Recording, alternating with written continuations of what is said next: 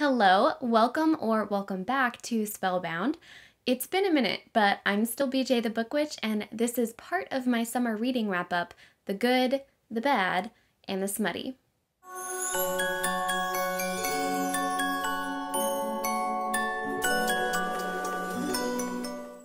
Alright, so my last video was my highly themed summer TBR where I was going to be focusing exclusively on books about fairies, mermaids, pirates, and Peter Pan retellings. And there will be wrap-ups for those. But they're going to take a little bit more time because, as it turns out, I have a lot to say when it comes to books of the common tropes found within pirates and mermaid stories, and I have a lot more to say on the Peter Pan retellings that I've read so far this year. But I have read other books outside those specific themes this summer. Since May, I've read 45 books and over 16,000 pages. So I've covered some ground. And I wanted to do a quick recap of some of those books. I've just cherry-picked a few to cover here, and I've put them in the following categories: the good, the bad, and the smutty. So let's start with the good. Book Lovers by Emily Henry. So Emily Henry, her books have a lot more depth and a hefty dose of reality to them than a lot of the other fluffy contemporary romances that are out right now. And her style reminds me a lot of 90s rom-coms. So not quite the sappy, happy ending at all costs from the 80s, and not the bright, high-key lighting, hyper-stylized rom-coms from the 2000s. The 90s aesthetic used a lot more natural lighting, a lot more realistic dialogue, and slice of life circumstances, and the real humor, joy, grief, and sorrow that can come along with that. And that's what Emily Henry's style is like too. Book Lovers is about a workaholic book agent from New York City named Nora who agrees to go on an extended vacation with her sister to Sunshine Falls, North Carolina. There, she meets Charlie, a workaholic book editor, also from New York City, and the two do not get along, at least at first. This book plays up the persona of the workaholic, with Nora comparing herself several times to the foil from like a Hallmark Christmas movie. So she is the classic other woman that the charming hometown hunk leaves for his charming hometown heroine, right? So she's from the city, she lives a fast-paced life, she's married to her job, she's a workaholic, and she loves it. She's perfectly fine with it. And in this book, the charming hometown hunk loves it too. I gave this one 4 stars. I thought it was cute and well done. There is a lot of sister bonding in there and a little grief processing too. And this book is for the career-oriented who are not charmed by small town USA. Amari and the Night Brothers by B.B. Alston. So this book was everywhere last year, and with good reason. I hate that so much of the hype for this book has died down, but I think a lot of that has to do with how long the sequel took to come out. So it may actually not have taken that long, but it feels like it did because this book was everywhere early last year, and the sequel is coming out at the end of this month. Amari and the Night Brothers is a middle grade story about Amari, who is accepted to try out for a position within the Bureau of Supernatural Affairs. She's only there to find out more information on what might have happened to her missing older brother.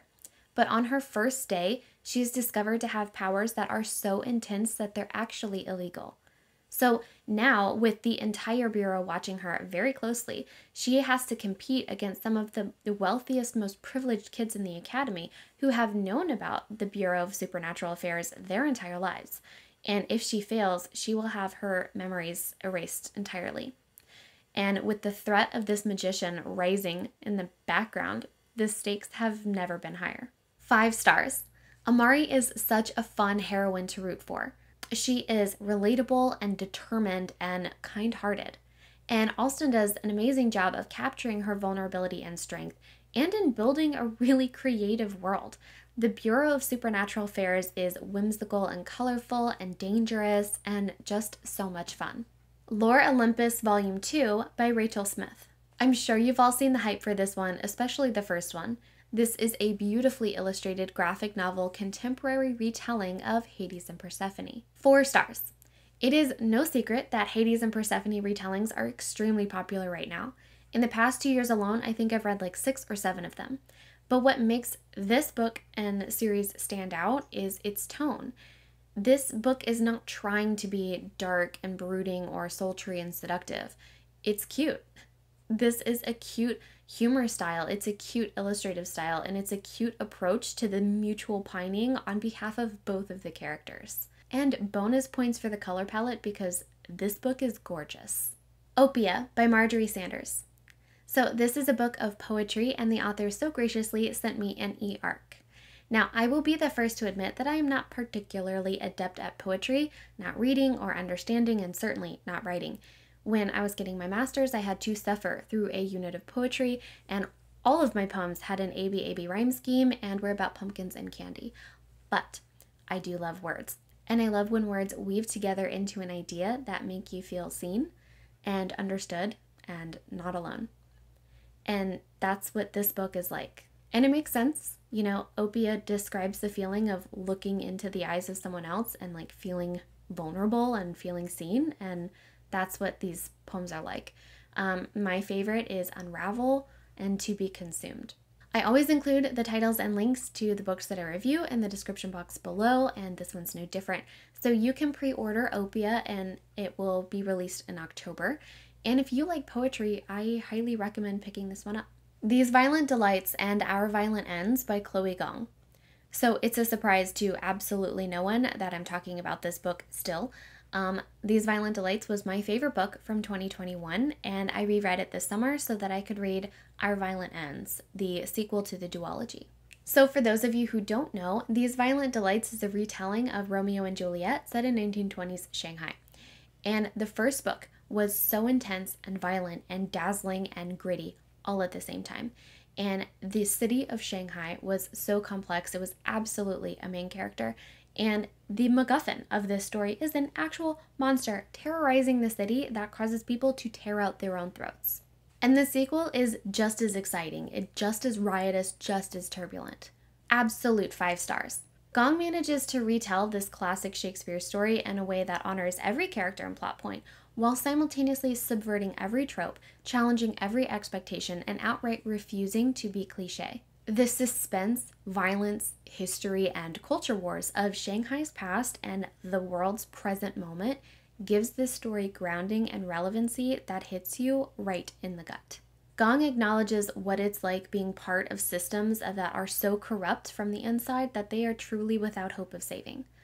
Unflinching from the pain and sorrow and freedom that comes from fighting for a better world, even if it destroys the foundations of who you are and who you've always been. And even when you know you face tragedy on the other side of it. The endings of books are supposed to be surprising and inevitable. And this book made me sob. I may cry just thinking about it. This book that tells a story that we are so familiar with that we could retell it without ever having actually read the source material itself. This story, set in 1920s Shanghai, is the story of us.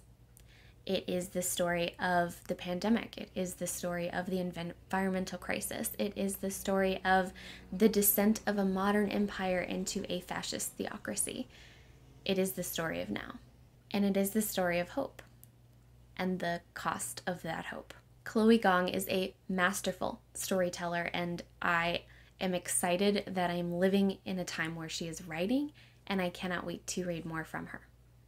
The bad. We've covered the good, so now let's sip on some haterade and chat about some of the absolute flops that I have DNF'd so far this summer.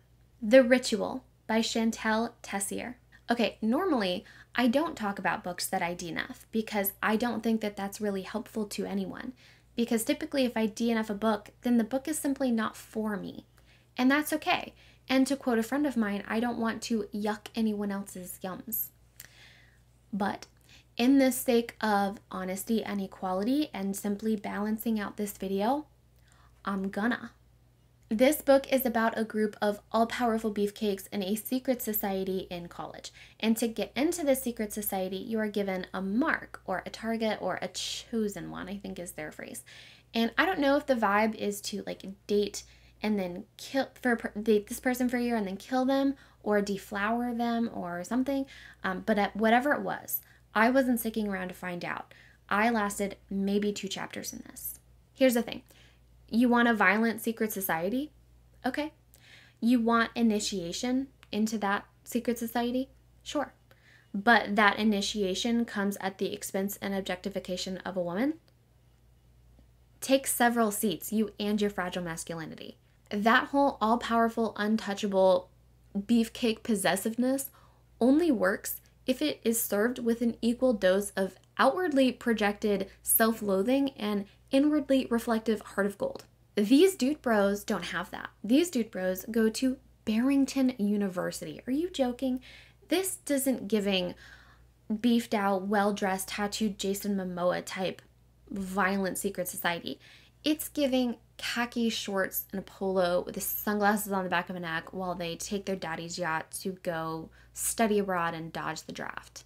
It was way too #frat-bro for me to take these guys and their masculinity and therefore their violence and the entire premise seriously, and it made any and all interactions with women absolutely gaggy to me, because at the end of the day, this was just a violent fraternity, which is real life.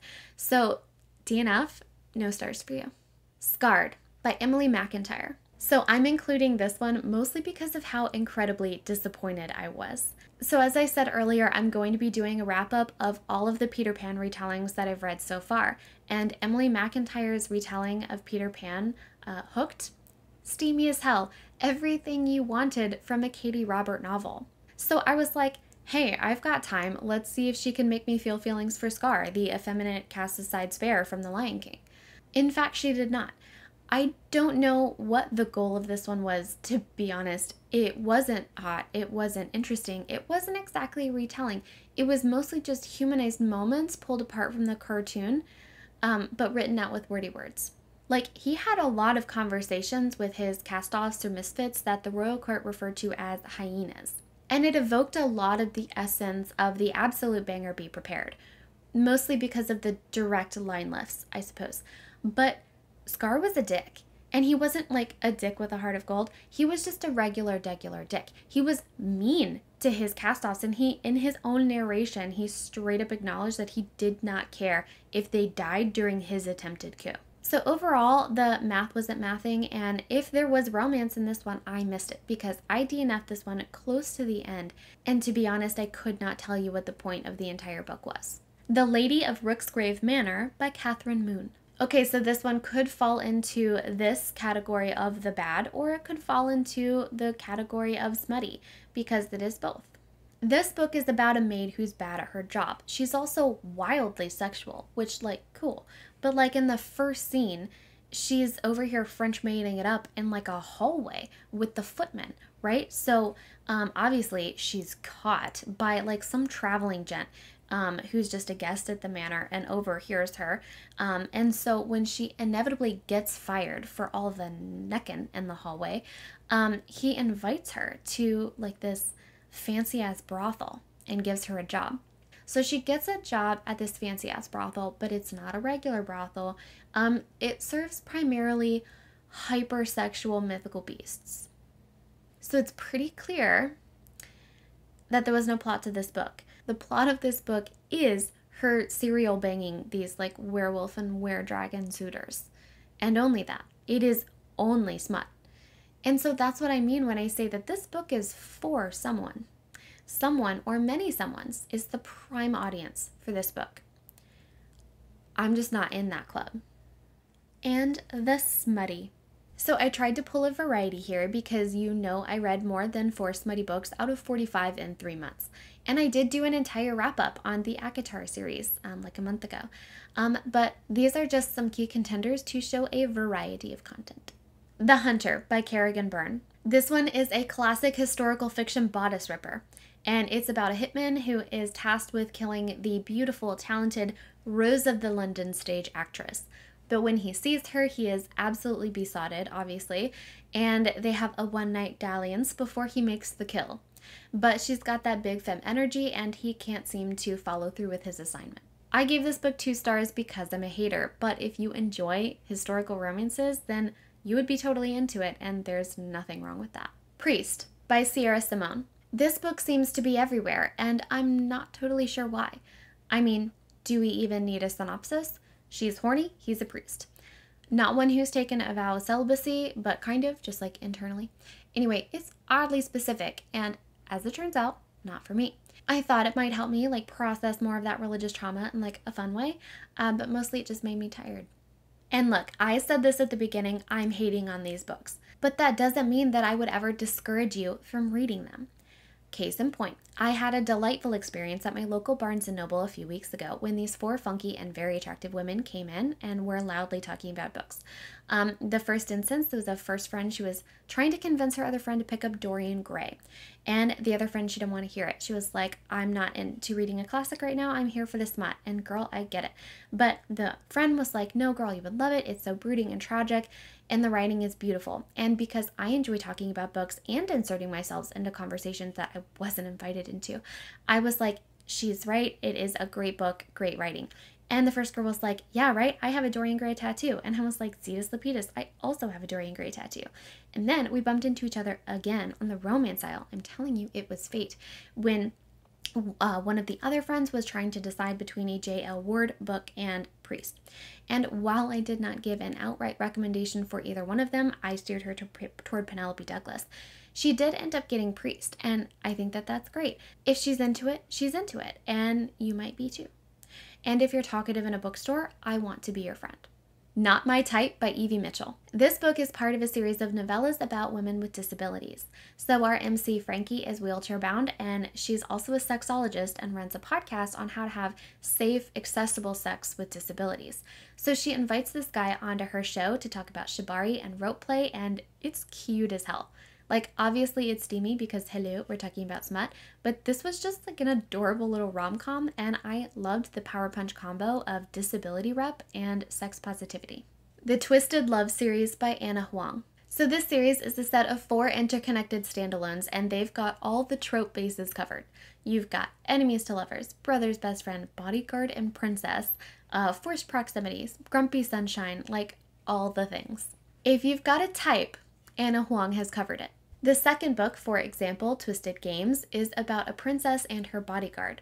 And it's basically the Princess Diaries too, like shot for shot. So if you still dream about that closet scene with Chris Pine, then I guarantee you will like this book. These books are tropey and predictable, but they aren't poorly written. And if you're here for the smut, then you have arrived. So I hope you enjoyed this list of random summer reads, the good, the bad, and the smutty, because now it's time for my favorite moment of my wrap-up videos, and that is my monthly giveaway. And this month I'm giving away the Alcrate exclusive edition of Only a Monster by Vanessa Lynn. This is a contemporary YA fantasy about a girl who spends the summer in London with her late mom's family, only to find out that her family is actually full of terrifying monsters with pretty incredible powers. And the guy that she's kind of into, he comes from a long line of monster slayers. This is the first in a trilogy, and this Alcrate edition is beautiful. So it's got black sprayed edges, exclusive cover, author letter, signed by the author, foil embossed cover, and reversible dust jacket. As always, this giveaway will be hosted over on Instagram. And to enter into the giveaway, all you need to do is like and comment on the post that says giveaway, and just comment and tell me if you've read any of the books that I've talked about in this video. That's it. You don't have to be following me. It would be pretty cool if you did, but who cares? But yeah, just to enter into the giveaway, just like and comment on my giveaway post and tell me what you think about my summer reads so far. The giveaway will be open for 1 week, and then I will use my random name picker app to choose the winner and contact them through Instagram. So thanks so much for sticking around. Let me know what you think about these summer reads in the comments below. I would love to hear from you. Take care, and as always, happy reading!